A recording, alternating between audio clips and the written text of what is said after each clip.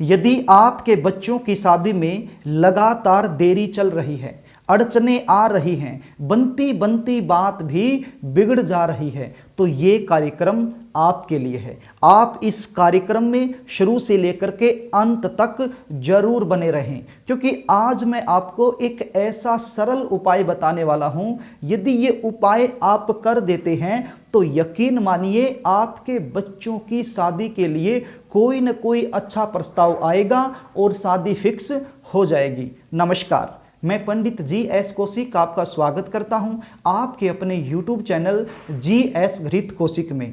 ये विवाह बाधा का एक ऐसा प्रश्न है, इस प्रश्न को लेकर के मेरे पास बहुत सारे कमेंट आते रहते हैं, फ़ोन कॉल्स भी आते हैं, और जितने लोग मुझसे अपने बच्चों की जन्म कुंडली का विश्लेषण करवाते हैं उनका भी लगभग 70% यही प्रश्न होता है कि हमारे बच्चों की शादी नहीं हो रही है। तो शास्त्री जी, हमें जन्म कुंडली देखकर ये बता दीजिए कि हमारे बच्चों की शादी का योग कब बनेगा, और शादी में जो ये विलंब चल रहा है इसका कारण क्या है, और इस विलंबता से छुटकारा कैसे पाया जा सकता है।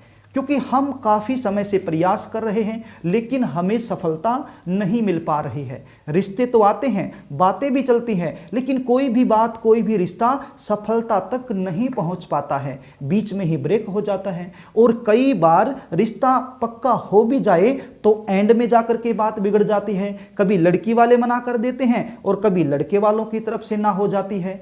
देखने वाले आएंगे, देख करके चले जाएंगे, लेकिन किसी भी प्रकार का उनका पॉजिटिव रिप्लाई हमें मिल नहीं पा रहा है। हम इंतजार करते रहते हैं, हमें ऐसा महसूस होता है कि अब की बार तो सारी बातें बन जाएंगी और रिश्ता फिक्स हो जाएगा, लेकिन नहीं हो पाता है। और कुछ लोगों का तो प्रश्न ये भी है कि हमारे बच्चों की उम्र इतनी बढ़ चुकी है कि अब रिश्ता आना भी बंद हो गया है। बच्चों की उम्र लगातार बढ़ती जाती है, बच्चे 28 साल के हो जाते हैं, बच्चे 30 साल के हो जाते हैं, बच्चे 32, 35 और 38 साल के भी हो जाते हैं, लेकिन रिश्ता फिक्स नहीं हो पाता है। यदि आप भी इन सारी समस्याओं से जूझ रहे हैं, परेशान हैं, दुखी हैं, तो आज मैं आपको एक आजमाया हुआ उपाय बताता हूं। आप इस उपाय को ध्यान से समझ लीजिए, देख लीजिए। जिस तरीके से मैं ये उपाय आपको बताने वाला हूं, यदि इस तरीके से ये उपाय आप कर देंगे तो आपको निश्चित रूप से सफलता मिलेगी।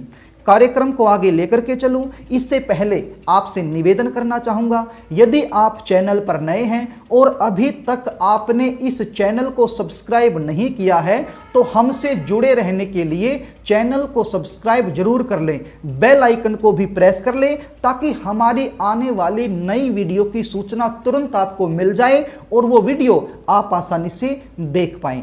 तो प्रिय दर्शकों, अब आप उपाय सुन लीजिए, इसको थोड़ा सा ध्यान से सुन लीजिए। पहले तो ये जान लीजिए कि ये उपाय आपने करना कब है। ये उपाय आप किसी भी शुक्रवार के दिन कर सकते हैं, किसी भी गुरुवार के दिन कर सकते हैं, और किसी भी शनिवार के दिन भी ये उपाय किया जा सकता है। आप समझ रहे हैं, किसी भी शुक्रवार को, किसी भी गुरुवार को या फिर किसी भी शनिवार को ये उपाय किया जा सकता है। यदि आप ये उपाय शुक्रवार के दिन कर रहे हैं या गुरुवार के दिन कर रहे हैं तो दिन में किसी भी समय कर सकते हैं, सुबह से लेकर के शाम तक। और यदि ये उपाय आप शनिवार के दिन कर रहे हैं तो फिर ये उपाय आपने सायंकाल में करना है, अर्थात प्रदोष काल में करना है। प्रदोष काल का समय क्या होता है? सूर्य अस्त होने से 30 मिनट पहले और सूर्य अस्त होने के 30 मिनट बाद। ये जो 1 घंटा बनता है, ये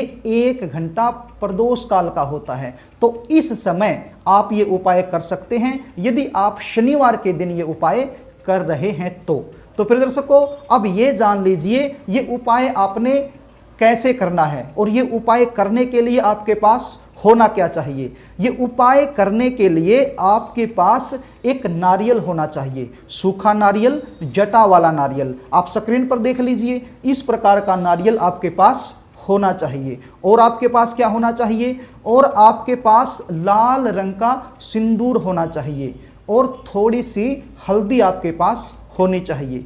एक कटोरी आप ले लीजिए, उस कटोरी के अंदर आप थोड़ी सी हल्दी डाल लीजिए और थोड़ा सा लाल रंग का सिंदूर उसमें डाल लीजिए और उसके बाद उसमें थोड़ा सा पानी डाल करके उसको अच्छे से मिला लीजिए, उसका एक पेस्ट बना लीजिए। अब इस पेस्ट की सहायता से इस नारियल पर आपने स्वास्तिक का चिन्ह बनाना है। मुझे पता है नारियल के ऊपर स्वास्तिक का चिन्ह जब आप बनाएंगे तो वो अच्छे से नहीं बन पाएगा, कोई दिक्कत नहीं है, जैसा भी बने ऐसा ही बना दीजिए। स्वास्तिक का चिन्ह आप इसके ऊपर बना दीजिए। स्वास्तिक का चिन्ह बनाने के बाद आपने इस नारियल को अपने दोनों हाथों के बीच में इस प्रकार से पकड़ना है और जिस लड़के और लड़की की शादी में विलंब चल रहा है उसके सिर के ऊपर से आपने इस नारियल को 7 बार क्लॉकवाइज घुमाना है। क्लॉकवाइज आप समझते हैं, जिस दिशा में घड़ी घूमती है उसी दिशा में आपने 7 बार इस नारियल को घुमाना है। यदि बच्चे ये उपाय खुद कर रहे हैं तो भी ऐसे ही करना है, और यदि आप माता पिता हैं और अपने बच्चों के लिए कर रहे हैं तो आपने भी ये उपाय इसी प्रकार से करना है। तो 7 बार ये नारियल आपने बच्चे के सिर से घुमाना है। और यदि बच्चे घर में नहीं हैं, बच्चे नौकरी के लिए या फिर पढ़ाई के लिए बाहर गए हुए हैं, तो फिर ये कैसे करोगे?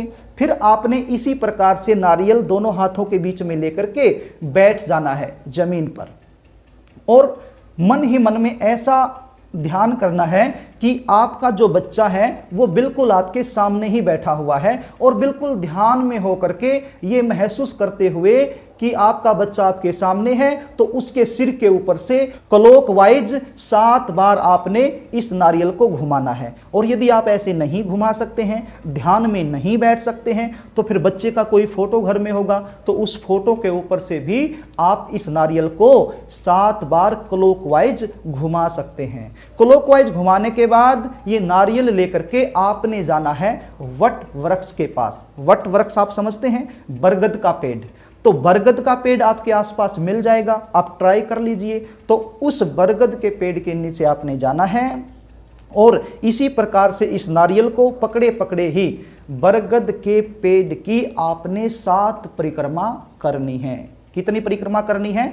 7 परिक्रमा करनी है। 7 परिक्रमा करने के बाद इस नारियल को आपने बरगद के पेड़ की जड़ के पास रख देना है, और उसके बाद हाथ जोड़ करके अपनी मनोकामना का चिंतन करना है। यदि आप माता पिता हैं तो आपने अपने बच्चे का नाम बोलना है, अपने बच्चे का गोत्र बोलना है, अपना खुद का नाम बोलना है और खुद का जो गोत्र है वो बोलना है, और उसके बाद अपनी मनोकामना का चिंतन करना है। और यदि बच्चे खुद कर रहे हैं तो उन्होंने भी अपना नाम बोलना है, अपना गोत्र बोलना है और अपनी मनोकामना का चिंतन करना है। जो आपकी मनोकामना है उस मनोकामना को आपने अपने मन ही मन में बार बार दोहराना है, बोलना है कि हमारी शादी में विलंब चल रहा है, अड़चने आ रही हैं, हे प्रभु आप कोई ऐसा चमत्कार करें कि हमारे बच्चों के लिए कोई न कोई अच्छा रिश्ता आ जाए, वो फिक्स हो जाए और उनकी शादी हो जाए।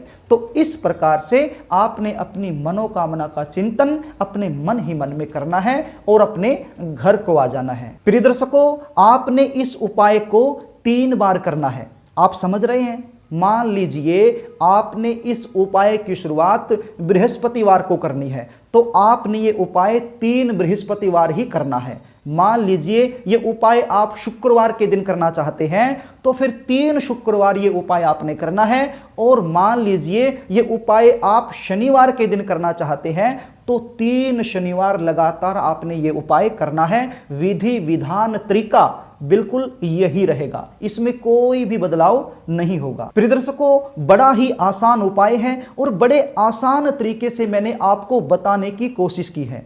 यदि आपको फिर भी कुछ बातें समझ में नहीं आई हैं तो आप वीडियो को दोबारा से देख लीजिए, सारी बातें आपको समझ में आ जाएंगी, क्योंकि उपाय को अच्छे से समझना जरूरी है। अच्छे से समझकर जब हम उसको अच्छे से करते हैं तब जाकर के उसका 100% लाभ हमें मिलता है। मेरे पास एक फ़ोन कॉल्स आया कि सर आपके द्वारा बताए गए कुछ उपाय मैंने किए लेकिन मुझे कोई लाभ नहीं मिला। मैंने उससे पूछा कि भाई साहब आप काम क्या करते हो? उन्होंने कहा कि अभी अभी मैंने पढ़ाई पूरी की है, सरकारी नौकरी की तैयारी कर रहा हूं, वो मुझे मिल नहीं रही है और प्राइवेट जॉब मैं कर नहीं रहा हूं। तो मैंने कहा तो फिर आपका विवाह कैसे होगा? ये उपाय तो केवल इतना सा काम करते हैं कि मान लीजिए आपके विवाह में कोई अड़चन आ रही है, बनती बांती बात बिगड़ जा रही है, तो उसमें ये आपका सहारा बनते हैं और आपके काम को बना देते हैं। जब आप कोई काम नहीं करते हैं, कोई पैसा नहीं कमाते हैं, तो फिर कोई भी माँ बाप अपनी बेटी का हाथ आपके हाथ में कैसे थमा देगा? कोई भी लड़की ऐसे लड़के से शादी कैसे कर लेगी जो कोई पैसा नहीं कमाता है, जो खुद अपने परिवार वालों के ऊपर डिपेंड है, खुद कुछ भी नहीं करता है? तो सबसे पहले तो आपको विवाह के योग्य होना पड़ेगा, विवाह के काबिल होना पड़ेगा, अपने पांव पर खड़ा होना पड़ेगा, छोटी मोटी नौकरी करनी पड़ेगी। मैं मानता हूं कि सबको सरकारी नौकरी नहीं मिल सकती और सबको अच्छे लेवल की नौकरी नहीं मिल सकती, लेकिन जैसी भी मिले वैसी ही कर लो, कोई व्यापार कर लो, मतलब कुछ कमाओ, कुछ कमाओगे तभी तो जो आएगी उसका पेट आप भर पाओगे। तो इसलिए कहता हूं विवाह के योग्य यदि आप होंगे तभी जाकर के ये उपाय आपके लिए कारगर सिद्ध होते हैं। अब मान लीजिए कोई मरीज है और उसको हम अच्छे डॉक्टर के पास लेके चले जाते हैं, तो डॉक्टर प्रयास करेगा उसको ठीक करने की और हो सकता है उसको ठीक भी कर दे। लेकिन यदि हम मरे हुए व्यक्ति को किसी अच्छे डॉक्टर के पास लेके जाएंगे तो क्या वो डॉक्टर उस मरे हुए इंसान में सांसें डाल सकता है? नहीं डाल पाएगा। यही बातें होती हैं। यदि आप विवाह के योग्य ही नहीं हो, विवाह के काबिल ही नहीं हो, तो फिर ये उपाय कैसे काम करेंगे? तो विवाह के काबिल आपको होना पड़ेगा, अपने पांव पर खड़ा होना पड़ेगा, तब जाकर के ये उपाय आपके लिए कारगर सिद्ध होंगे। तो प्रिय दर्शकों, यदि आप अपने बच्चों की जन्म कुंडली का विश्लेषण मुझसे करवाना चाहते हैं, जानना चाहते हैं कि विवाह में इतना विलंब क्यों हो रहा है, जबकि भगवान का दिया हुआ आपके पास सब कुछ है, आपके बच्चे दिखने में सुंदर हैं, अच्छी जॉब भी कर रहे हैं या फिर अच्छा व्यापार कर रहे हैं, सब कुछ है, लेकिन फिर भी विवाह में विलंब चल रहा है, तो फिर आप स्क्रीन पर दिए गए व्हाट्सएप नंबर पर आप अपने बच्चों की जन्म डिटेल लिखकर मेरे पास भेज सकते हैं और अपने बच्चों की जन्म कुंडली का सटीक विश्लेषण करवा करके ये जान सकते हैं कि आपके बच्चों की शादी कब होगी और शादी में जो विलंब चल रहा है उसका मुख्य कारण क्या है और जो विलंब चल रहा है वो किस प्रकार से ठीक होगा, कौन से उपाय उसके लिए सटीक बनेंगे, ये सारी जानकारी मैं आपको दूंगा। यदि आपको कार्यक्रम अच्छा लगे तो वीडियो को लाइक कर देना, शेयर कर देना, कमेंट भी करना, और यदि अभी तक आपने चैनल को सब्सक्राइब नहीं किया है तो मुझसे जुड़े रहने के लिए इस चैनल को सब्सक्राइब जरूर कर लें।